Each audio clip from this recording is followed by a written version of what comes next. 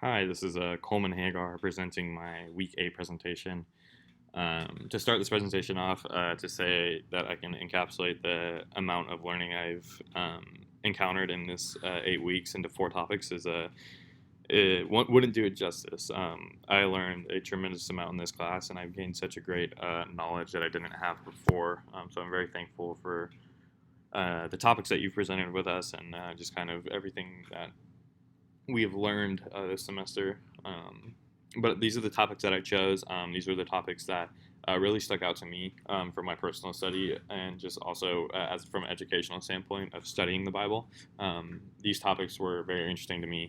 And I was really glad that we actually covered these topics. I have two more educational ones and then two kind of personal ones that I really enjoyed learning about. Um, and then the references I used references that that I used a lot throughout the 8 weeks, and then I also used the textbook. I have two websites that I used a lot, and then the textbook, of course. The textbook was I probably could have done this presentation just with the textbook based on the information that was there. I thought it was a very good textbook. It was very easy to navigate, very easy to read as well. So I enjoyed the textbook a lot, but I did include two more uh, websites that I found to be very helpful throughout the semester. So we'll see those at the end on my reference page. But the first topic that I decided I wanted to cover was studying the New Testament. Now this is the first chapter in the textbook, and I thought this really stuck with me throughout the whole year because I think this was a great place to start the semester. It created a very sturdy foundation as far as studying the topics that we were going to be studying. And the first kind of section that really resonated with me was it was all about bias, and it says while studying the New Testament, we have to keep out our own bias, and this is super important, I think, when studying Scripture, because the last thing I want to do is look at a piece of Scripture, put my own bias in it, and then get something that was completely different from the original meaning of Scripture. So I think when keeping our own bias in mind, we're able to kind of get the most genuine meaning from the Scripture. We can kind of pull out what is meant to be pulled out. That's of course different every time we read because God could be showing us something new every time we read. But I think that when we take our own bias out, we definitely get a lot of what God is trying to tell us instead of what our own mind is trying to tell us. And then the second quote I have in here is, in order for us to understand the New Testament effectively, therefore we must rebuild the context of its words as carefully as possible. I think that I think I overlooked the importance of context before this class. I never really understood the why behind why we need to know the context. But because of this class and because of this section in particular, the importance of context is really shown to me. If we know the context of what is going on, we get a lot more from Scripture. We can kind of create a more full picture of what is going on, and which could lead to a better understanding, a better meaning of whatever is happening. I can look at a piece of Scripture and try to find its context, understand the political situation that's going on, the government situation that's going on at the time, so I can kind of understand more of the audience when it comes to those things. So it's again more insights to kind of create deeper understanding of what is happening in Scripture. My second topic here is Jesus' teaching style. I think this was definitely a more personal topic for me. I really enjoyed this because going into ministry, one of my biggest insecurities or fears was teaching. I don't particularly love getting up in front of a bunch of people and teaching, but to see that Jesus, the same teachings that we read about in the New Testament, him healing the blind, him going with lepers, him rising a dead man, those same things, like Sermon on the Mount is a huge one for me. But reading those things in the Bible, those almost untrue, unreal stories that are amazingly real, reading those and finding out that there is a style we can put to that, and there's a style that I can implement in the future whenever I do begin teaching full time on Sunday at a church. I can implement the same styles that Jesus can implement, that Jesus implemented, and I think that's just so cool. And I think that in that, and I have it here. They were adaptive, used rhetoric. It was logical and picturable. I use picturable because I couldn't think of another word. But when I say picturable, I think that Jesus used this verbiage and this language that really helped his audience create a more full picture of what was happening in the time. I can read a New Testament story of Jesus teaching and almost kind of create the teaching setting in my head, which I think is really cool. Um, and then pointing back to the Old Testament to relate to his audience, it was another tool he used. And I think he did this because he wanted to relate to his audience. He wanted to relate to the Jews. So he pointed back to the Old Testament. And I think it's just another really cool thing that we can do. We can find something that our audience can relate to make it more friendly, make it more comfortable, more appealing. I think those are just, again, tools that I look forward to implementing in my future career as a pastor. Second topic, again, a little more personal of a topic that I really enjoyed was Saul's conversion to Paul. I think this conversion story is amazing, especially working with teens.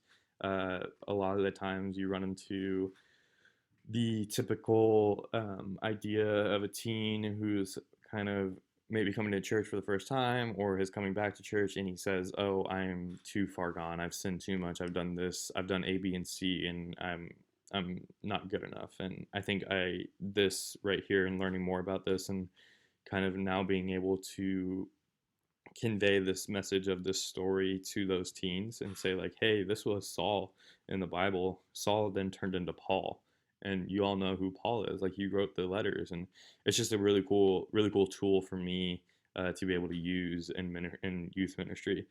And it's definitely a very powerful story, and I do think it is a true testament to the power that the love of God has on us. I think his love is so crazy, and he's willing to meet us wherever we are, and I think that's just such a cool truth and such a lovely truth that we as people who follow God as Christians we get. And it's also a gift that I want to share with people. Um, and I think this story does a really good job of showing that and just seeing the way that Jesus worked. And it's a cool story. It's something that I really enjoyed learning about. I am also looking forward.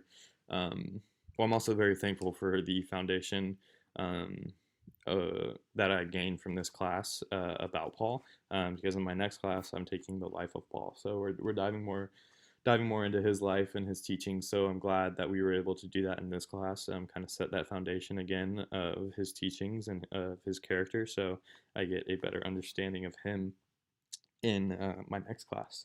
But my final topic that I wanted to talk about, and it might be a little bit of a weird one, but I think it's really cool because it was part of my story, weirdly enough, but it's text variants of Scripture or different translations of Scripture. I have Bible translations are very important to the type of text you're reading because you're able to find things you cannot in other translations. And the reason why this is important to me is the beginning of my senior year, I approached my friend and I was like, "Hey, I want to buy a Bible." Um, and now my friend, he's very knowledgeable about Scripture, and I knew I was going to the right person. Um, so when I approached him and asked him, I told him I wanted to buy a Bible. He then asked me the question, "Well, what do you want to buy the Bible for?" And at first thought, I was like, "Well, what do you mean? I want to buy the Bible to read it." So I said that to him. I was like, "Well, I want to read it." And he's like, "Yeah, I know you want to read it, but why do you want to read it? Like, what do you want to try to do or get out of Scripture?" And I was just really kind of baffled by the question he was asking. But then I told him, I was like, "Hey, I don't know if I'm following here." And he goes, "Well, there are different translations that you need to be looking at." And he kind of walked me through the different translations, and the textbook did the same thing. So I thought it was really cool, and I kind of got more of an understanding because of the textbook. But my friend really was the one who started this conversation and this idea. Um, but he actually showed me the picture that I'm sharing in this, and it is a kind of a breakdown of all the different translations and what they're used for. I still refer to this translation guide almost when talking to other people, and I confuse other people as well as my friend did because I asked them, "Well, why do you want to buy the Bible, or what do you want to do with the Bible?" So it's kind of cool that I am now able to use now this and the knowledge that the textbook talked about of preserving Scripture and keeping Scripture and also translating Scripture. Um, so that was kind of a weird one, but it was funny that it was in there because I was kind of a big stepping point in my journey of studying the Bible, and kind of this decision I made to continue going to Bible school and studying Scripture. Um, Next page here, I have my references that I was talking about uh, in the beginning. BibleTraining.org was the one that I used. I really enjoyed this website. It was very easy to navigate. They had a lot of good topics, a lot of helpful topics. BBC has just about everything you need to find. Also very credible, so I like using BBC a lot. Surprisingly, they have a lot of stuff on Christianity. They had a lot of stuff on Paul, which is helpful. This right here was just where I found that picture. Luckily, I was able to find the picture that my friend gave me, and then the textbook was the last reference that I used. And like I said in the beginning, I feel like I could have used the textbook for all of this, but just because it was so good and I enjoyed reading it, and I really enjoyed using it. It was laid out really well. I liked how the author conveyed his ideas, um, and it was just an overall great textbook. One of my favorite textbooks I think I've used here at ACU. Um, but yeah, that is my week 8 presentation. Again, I am just very thankful for the time and effort that you've put into this class. And you've created a very, very cool learning environment, very safe and um, familiar learning environment as well. So very thankful for that. Very thankful for the knowledge I've gained from this class, and the foundation I've created because of the info in this class. So thank you for all your hard work. It's been a great 8 weeks, and really appreciate it.